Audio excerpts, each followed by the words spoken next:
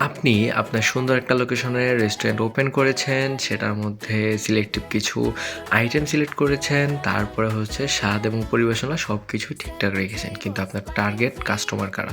আপনার টার্গেট কাস্টমারের মধ্যে একজন হতে পারে কিন্তু হচ্ছে স্টুডেন্ট।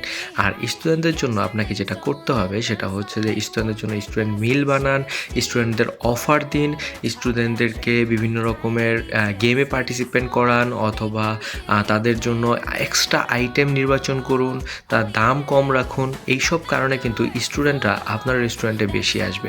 যখন স্টুডেন্টরা আপনার রেস্টুরেন্টে বেশি আসবে তখন কিন্তু অটোমেটিক্যালি তাদের ফ্রেন্ড সার্কেল যারা আছে সবাইকে কিন্তু আপনার রেস্টুরেন্ট সম্পর্কে বলবে।